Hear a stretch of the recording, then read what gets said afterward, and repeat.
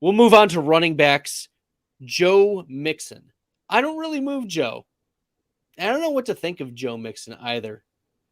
In week 1, he ran 32 routes, which if we look at the 2021 season, he never ran even 30 routes.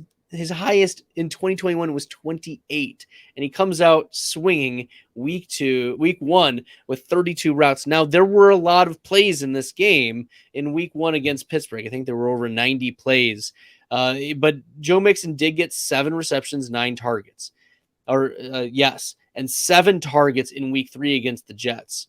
He only had 38 total yards, but he was dealing with a minor injury, and the Bengals were up pretty big.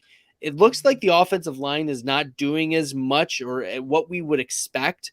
So he hasn't had a lot of room to move. And the good thing, though, about Joe Mixon, why I don't like, there's pros and cons, which is why I don't really want to move Joe Mixon very much from consensus. He's had 4 red zone carries week 1 and week 3. So 9 on the season in 3 weeks, and only played 60% of snaps. He usually is playing 75-ish percent of snaps. So the reality is Joe Mixon is going to get goal line work. He's trusted around the goal line.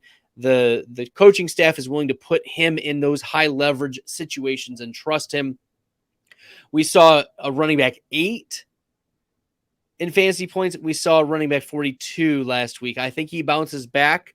The running back 19, I still think is a little low for Joe Mixon. If he can get a little bit more passing or fall into the end zone. Joe Mixon does not have a touchdown on the season despite 9 red zone carries. So I think that he scores a touchdown in this game. And that's going to get him into this top tier of running back. And with questions about other running backs, like Christian McCaffrey, he's questionable, and I have McCaffrey ranked higher, but if McCaffrey falls out, I want to make sure I'm not like down on Joe Mixon this early. That's why for these Thursday slates, you may say, well, Bradley, why are you not being more aggressive on the Thursday slates and taking firmer stances?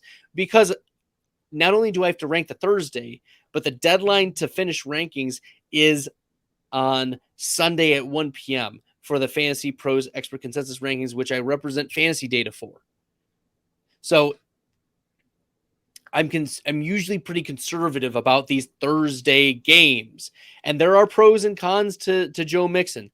So I want to kind of hedge my bets and just say, you know what, the consensus is probably going to be the most accurate for right now. If I hear more news or if I need to change my opinion, I'm willing to do so. But there's not been really a reason why Joe Mixon's injury seems to be minor, and I don't move players for the injury itself. Now, maybe if it's playing time, maybe if it's other things, but really it was game script that predicated Samaje Perine's movement. So I'm not in or out on Joe Mixon. I just want to be where consensus is on Mixon going into week 4.